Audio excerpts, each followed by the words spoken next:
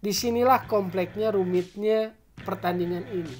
Dua-duanya tim yang sedang hebat, dua-duanya punya filosofi yang agak berbeda, tapi Belgia adalah attacking style, offensive, sepak bola yang sangat indah, skillful.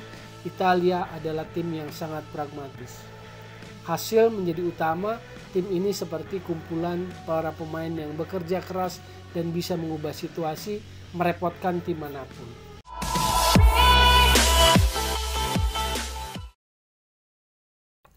Oke, balik lagi di Gocek Bung Toel. Kali ini kita akan bahas perempat final Euro 2020. Ada Belgia yang ketemu Italia di Munich dan juga Swiss yang ketemu Spanyol di Saint Petersburg, Rusia. Kita mulai dengan Italia. Saya mau cerita tentang Italia dulu. 2018 Italia gagal lolos ke Piala Dunia, putaran final Piala Dunia. Di situ ada situasi yang membuat seluruh stakeholder sepak bola, stakeholder olahraga Italia berpikir keras untuk menata ulang roadmap sepak bola ini. Maka National Olympic Committee-nya itu menugaskan seorang komisioner untuk masuk ke dalam FIGC, Federasi Sepak Bolanya Italia, untuk menghandle persoalan tim nasional.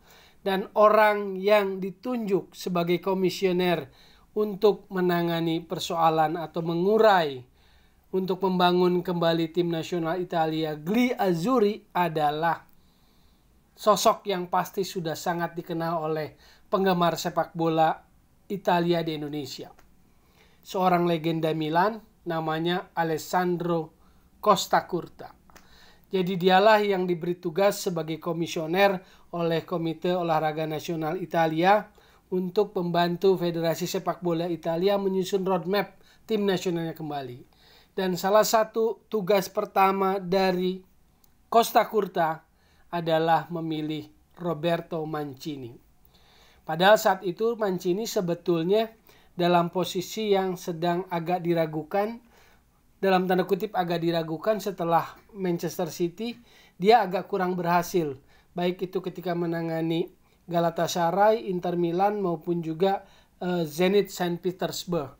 Nah, tapi pilihan tetap diberikan kepada Mancini karena waktu itu dalam pengamatan Costacurta dia meminta tim Italia yang berikutnya yang dibangun pasca gagal ke Piala Dunia adalah tim Italia yang berani main high pressing. Jadi berani main pressing di atas. Jadi waktu itu dia panggil Roberto Mancini, dia putar pertandingan Italia lawan Swedia. Dia perlihatkan bahwa waktu itu Ciro Immobile dan Andrea Belotti sebagai striker itu turun di wilayah pertahanan sendiri. Read dan mulai bertahan. Lalu Costacurta bilang ke Mancini, saya mau Italia yang bermainnya high pressing. Pemain kita mulai mengejar lawan, mempres lawan sejak di area sepertiga atas. Lalu Mancini bilang, kalau gitu Anda datang pada orang yang tepat, kata Mancini. Dan hari ini kita lihat di Euro 2020, Italia kembali lahir. Italia seperti yang kita kenal. Tim yang sangat efektif, solid, organisasi permainannya sangat kuat. Pertahanannya tidak hilang, karakternya sangat solid, sangat kuat. 11 pertandingan international match tidak pernah kebobolan, ini luar biasa. Dan rekornya di bawah Mancini sejak 2018, 31 kali tidak terkalahkan. Ini kan yang luar biasa. Dan kita lihat bagaimana Mancini yang juga sangat punya pengaruh karir kepelatihannya di luar negeri, itu juga mempengaruhi gaya Italia bermain sekarang. Jadi Italia tidak terlalu ortodoks seperti Italia beberapa tahun lampau, tapi Italia yang lebih modern tanpa meninggalkan karakter Italianya. Dan Mancini pun adalah seorang pelatih yang boleh dibilang murid dari Fujadin Boskov Sampdoria dulu, waktu dia dengan Gianluca Vialli jadi pemain hebat, dan juga dia murid dari Sven-Goran Eriksson. Jadi Mancini adalah pelatih yang punya kaliber, the right man on the right place buat Italia. Poin pesan yang kemudian mau saya kaitkan dengan sepak bola adalah, jadi Costa Curta itu orang bola yang ada di kepengurusan. Penting dalam sebuah kepengurusan itu ada orang bola yang ngerti, sehingga waktu pilih pelatih dia ngerti apa yang dimaui, apa yang mau dibangun, seperti apa yang mau dibangun. Itulah kisah dibalik kesuksesan Italia sejauh ini. Meski masih ada perempat final kita belum tahu, tapi rekor 31 tidak terkalahkan, tidak kebobolan 11 pertandingan internasional itu juga sudah luar biasa.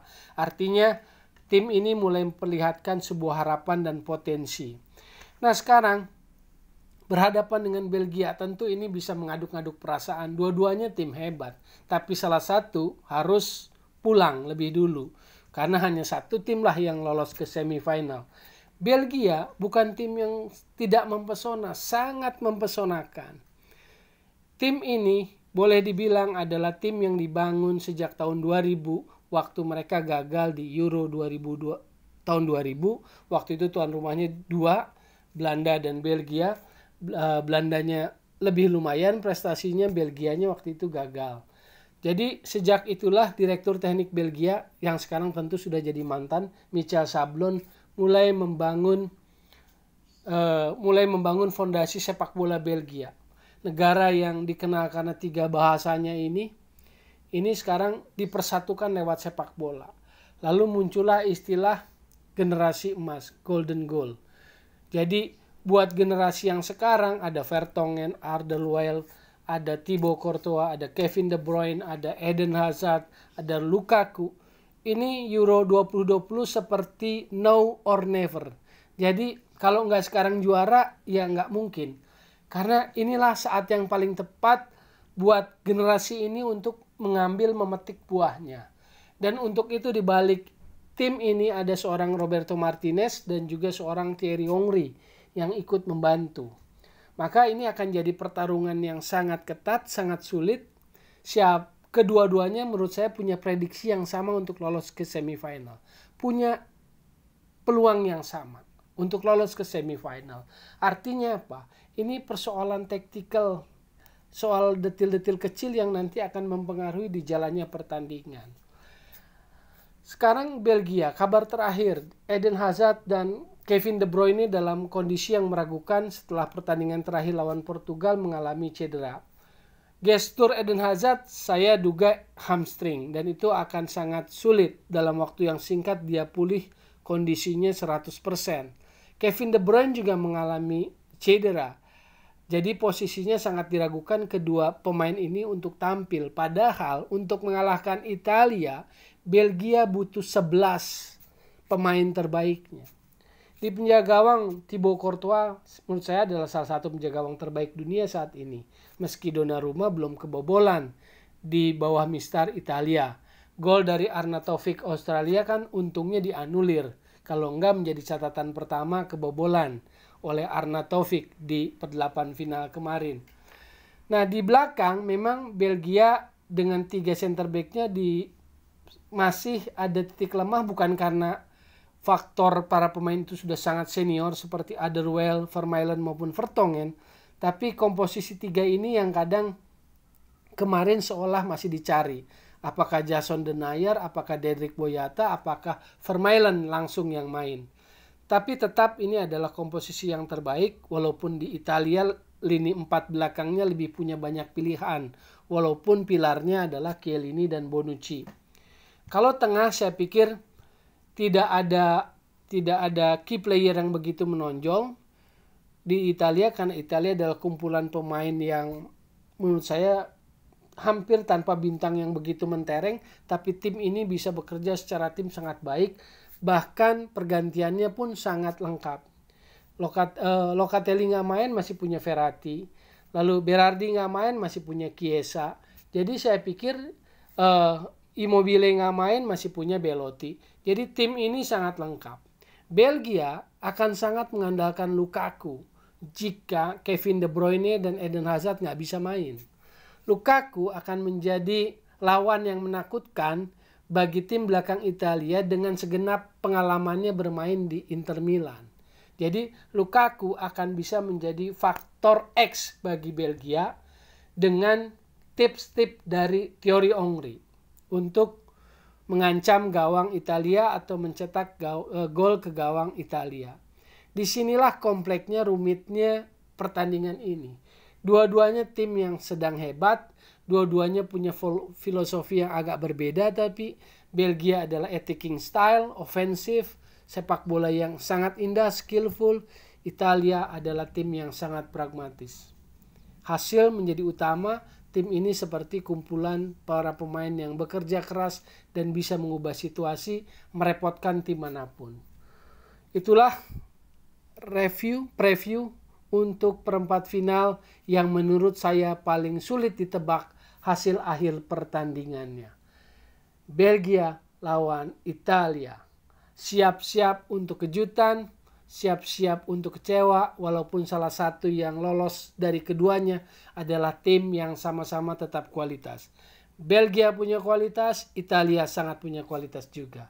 Jadi tetap digocek, Bung Toel.